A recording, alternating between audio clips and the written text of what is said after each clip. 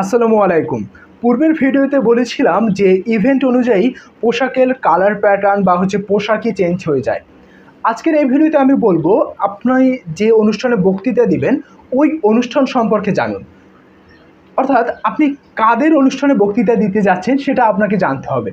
আপনি যদি কোনো স্কুল পড়ুয়া শিক্ষার্থীদের মাঝে বক্তৃতা দিতে যান, সেক্ষেত্রে ওভাবে আপনাকে তাদের সঙ্গে কথা বলতে হবে। আর যদি আপনি যুবক বা তরুণদের সাথে কথা বলতে চান, তখন অন্যভাবে আপনাকে কথা বলতে হবে। আবার যদি আপনি কোনো বৃদ্ধ বয়স্ক ব্যক্তিদের বা প্রবীণ ব্যক্তিদের কাছে কথা বলতে যান, সেক্ষেত্রে আপনার তেমনভাবে কথা বলতে হবে।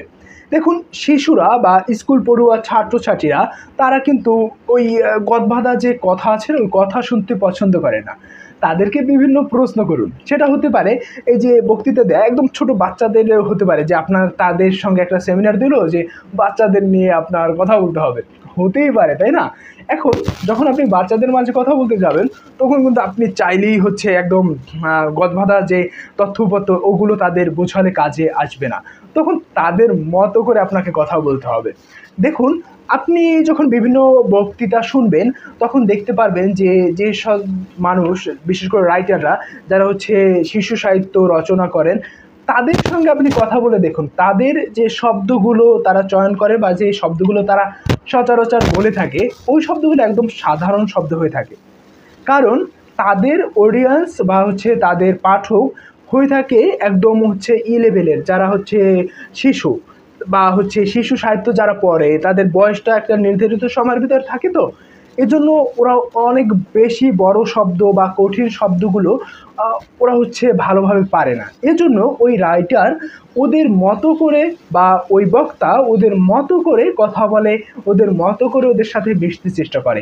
সেক্ষেত্রে আপনি দেখবেন যারা শিশু সাহিত্য রচনা করে, তাদের কথা বা তাদের শব্দচয়ন একদম স্বল্প বা অনেক সহজ হয়ে থাকে।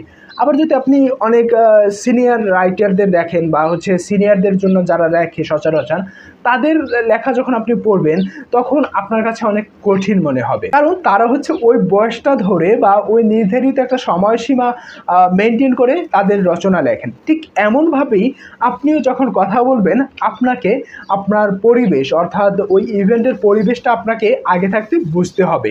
তাহলে হবে কি, আপনি খুব সুন্দরভাবে ওই কথাটা তাদের সাথে ডিল করতে পারবেন। তাই কোনো ইভেন্টে যাওয়ার আগে থাকতে জেনে নিন আপনার শ্রোতা বা আপনার দর্শক কারা, যারা আপনাকে শুনবে। তাহলে আপনি সেভাবে নিজেকে প্রস্তুত করবেন, সেভাবে নিজেকে তৈরি করে ওখানে বক্তৃতা দেবেন। আশা করছি সেই বক্তৃতাটা অন্য সবার থেকে ভালো হয়ে থাকবে।